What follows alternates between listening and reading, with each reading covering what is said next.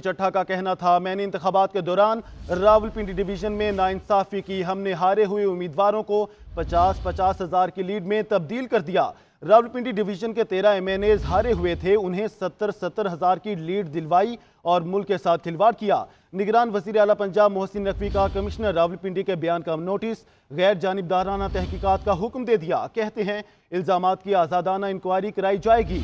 वज़ीर इत्तलात पंजाब आमिर मीर कहते हैं कमिश्नर का बयान सियासी कदकाठ बढ़ाने की कोशिश है। 50-50 हज़ार लीड का इल्ज़ाम तो हारने वाले उम्मीदवारों ने भी नहीं लगाया। पिंडी डिवीजन इंतखाबात में मुबैना बेज़ाब्तगियों पर मुस्ताफी, इंतखाबी धांधली का इकरार करते हुए संगीन इल्जामात भी लगा दिए। लियाकत अली चट्ठा ने खुद को पुलिस के हवाले करने का ऐलान भी किया। रावलपिंडी डिवीजन लियाकत अली चट्ठा ने दावा किया कि 70,000 वोटों से हारने वालों को जितवाया। जीने का कोई हक नहीं, फांसी की सजा दी जाए। रिटर्निंग अफसरान से माफी मांगता हूँ। बिल्कुल बेज़ाब्तियाँ तो छोटा लफ्ज़ है। जो यहाँ पे हुआ है कि जो लोग आज़ाद उम्मीदवार 70-80 हज़ार की लीड से जीत रहे थे, हमने उनको हरवाया है और उनके ऊपर जाली मोहरें लगा के सबको हरवाया। देखिए, मैं ये सारी इस गलतकारी की जिम्मेदारी अपने ऊपर ले रहा हूँ, लेकिन आखिर पे मैंने जो इस मुल्क के पेट में छुरा घुंपा है, मुझे वो सोने नहीं देता। निगरान वज़ीर इत्तलात पंजाब आमिर मीर ने कहा कि जब धांधली हो रही थी तब क्यों ऐसा बयान नहीं दिया गया। सियासी कदकाठ बढ़ाने की कोशिश की जा रही है। जीतने वालों के सियासी मुखालिफिन ने भी इतनी बड़ी लीड का इल्जाम नहीं लगाया। कमिश्नर रावलपिंडी के इल्जामात पर तहकीकात होगी। साबिक secretary election commission Kanwar Dilshad ने कहा कि ऐसे बयानात से कोई अच्छा पैगाम नहीं जा रहा। इलेक्शन कमीशन इलेक्शन कार्रवाई का मजाज है। कमीशन को सेक्शन 9 के तहत इंक्वायरी करके अपना फैसला सुनाना चाहिए। Election commission of Pakistan section 9 के तहत, इलेक्शन एक्ट सेक्शन 9 के तहत ये जो है, इसमें कार्रवाई करने का मजाज है। वो रिजल्ट पर नजरसानी कर सकता है। साबिक सेक्रेटरी इलेक्शन कमीशन ने मजीद कहा कि अगर इल्जामात दुरुस्त साबित हुए तो जिला के इलेक्शन कालादम हो सकते हैं। नए तयनात होने वाले कमिश्नर रावलपिंडी सैफ अनवर ने साबिक कमिश्नर लियाकत अली चट्ठा के धांधली के इल्जामात की तरदीद कर दी। DRO के हमरा प्रेस कॉन्फ्रेंस में उनका कहना था कि इंतखाबात में कमिश्नर का कोऑर्डिनेशन के अलावा कोई ताल्लुक नहीं। साबिक कमिश्नर की जानिब से लगाए गए इल्जामात में हकीकत नहीं। हालिया इंतखाबात निहायत शफाफ और दुरुस्त अंदाज में हुए। हम पर कोई दबाव नहीं था। हम साबिक कमिश्नर्स के इल्जामात की इंक्वायरी का मुतालिबा करते हैं। तो मैं आप सब दोस्तों का शुक्रिया अदा करता हूं कि आप यहाँ तशरीफ़ ले आए। दूसरा, मैं इस चीज़ की वजाहत करना चाहता हूं कि जो अभी इलेक्शन मुनक़िद हुए हैं उसमें किसी भी कमिश्नर जो डिवीजन का है उसका कोऑर्डिनेशन के अलावा कोई किरदार नहीं है। दूसरा, आज जो हमारे साबिक़ा कमिश्नर साहब ने प्रेस कॉन्फ्रेंस की है और उसमें मुख्तलिफ इल्ज़ामात लगाए हैं, मैं उनका सख्ती से उनकी तरदीद करता हूँ। उनको बिल्कुल रिजेक्ट करते हैं। इलेक्शन 2024 नहायत शफाफ तरीके से करवाए गए हैं। बहुत शुक्रिया। इलेक्शन कमीशन का अहम इजलास, कमिश्नर रावलपिंडी के इल्जामात से मुतालिक हकायक जानने के लिए इलेक्शन कमीशन का बड़ा फैसला।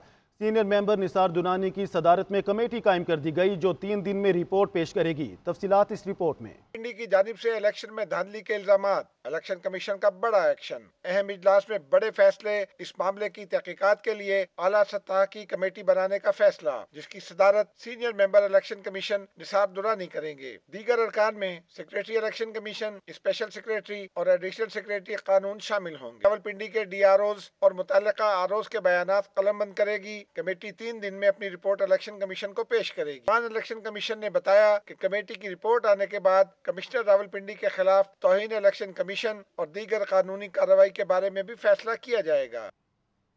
चीफ जस्टिस काजी फायजीसा ने कमिश्नर रावलपिंडी के इल्जामात मुस्तरद कर दिए। कहा, इल्जाम लगाना हक है तो साथ सबूत भी देना होता है। इल्जाम तो कोई भी लगा सकता है। कल कोई चोरी या कत्ल का इल्जाम लगा दे। बेबुनियाद इल्जामात में कोई सदाकत नहीं। अच्छे या बुरे का तायुन बाद में होगा। उधर सुप्रीम कोर्ट का कमिश्नर के इल्जामात पर अज़खुद नोटिस न लेने का फैसला। 19 फरवरी को ज़ेरे समात इलेक्शन केस में इल्जामात का मामला देखा जाएगा। कमिश्नर रावलपिंडी के इल्जामात पर सुप्रीम कोर्ट में जजेस कमेटी का मुशावरती इजलास। Chief justice Qazi Faez Isa, justice Munib Akhtar, justice Yahya Afridi, justice Ayesha Malik, justice Athar Minallah मुशावरत का हिस्सा।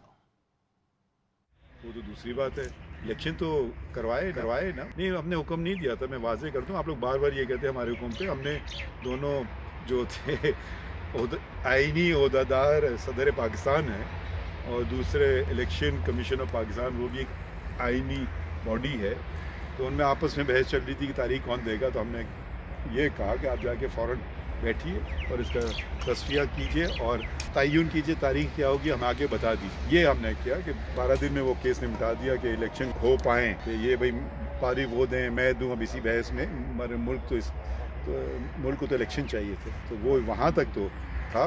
چیف جسٹس نہ سپریم کورٹ کا الیکشن سے کوئی تعلق، آئین میں میرے خیال میں 8واں آئین کا جو حصہ ہے وہ چیف الیکشن کمیشنر اور الیکشن کمیشن کے مطابق ہے، الیکشن کروانا ان کی ذمہ داری ہے، الیکشن کمیشن آف پاکستان۔ میری ذات کو آپ ایک طرف چھوڑ دیجئے، مگر پاکستان میں ادارے ہیں، اداروں کو تباہ نہ مزید، اور اب ایک طرح سے میں اب ادارے کا ایک سربراہ بھی ہوں، تو چیف جسٹس ہوں۔ اگر آپ ایسے الزام لگا دیں بے بنیاد، نہ اس میں کچھ ذرا سی بھی صداقت ہو، نہ ذرا سی کوئی سچائی ہو، نہ کوئی ثبوت پیش کریں، یہ آپ کچھ بھی الزام لگا سکتے ہیں، کل مجھ پہ کوئی چوری کا الزام لگا دیں، کوئی قتل کا الزام لگا دیں، بھئی الزام لگانا آپ کا حق ہے، تو مگر ساتھ ساتھ وہ بھی دے دیجئے، ثبوت بھی پیش کریں۔ تحریک انصاف کا کمشنر راولپنڈی کے الزامات کی فوری انکوائری کا مطالبہ۔ بیرسٹر گوہر کہتے ہیں کمشنر نے تسلیم کیا کہ اس نے جیتنے والوں کو ہرایا۔ راولپنڈی ڈویژن میں الیکشن فوری کالعدم قرار دیا جانا چاہیے۔ الیکشن کمیشن کے پاس 60 دن تک اختیار ہے کہ وہ ان معاملات کو دیکھے۔ فارم 45 کے مطابق ہر حلقے کا ریکارڈ بنایا جائے۔ فری فیئر ٹرانسپیرنٹ الیکشن کرانا یہ الیکشن کمیشن کی ذمہ داری ہے۔ ہمارا پہلے دن سے یہی موقع پر آیا ہے اور ہم نے فیکٹس اینڈ فگر بھی دیے ہیں، اور فیکٹس اینڈ فگر کے مطابق ہمارے 180 سیٹیں بنتی ہیں نیشنل اسمبلی میں۔ اسی طرح ہمارے پنجاب کی سیٹوں میں سے بھی میجارٹی ہمارے پاس حاصل ہے، اس کی بھی فیکٹس فگر ہم نے دیے ہیں۔ ہمارے جیتے ہوئی سیٹیں ہروائی گئی ہے، میں سمجھتا ہوں اس کی تائید ہوئی ہے آج کمشنر صاحب نے جو اسٹیٹمنٹ دی ہے، لیکن یہ بہت بڑا سیریس میٹر ہے، اس کے تحت کو جانا چاہیے اور اس کی انکوائری ہونے چاہیے۔ ذہنی توازن جیسا بھی ہے وہ ایک کمشنر ہے، کل تک اس کی ذہنی توازن ٹھیک تھا اور آج اس کی ذہنی توازن خراب ہے، یہ کہاں کی بات ہے؟ ثناء اللہ صاحب کی شاید اپنی ذہنی توازن کا کچھ ایشو ہے تو اس لیے وہ دوسروں کو ایسے کہہ رہے ہیں۔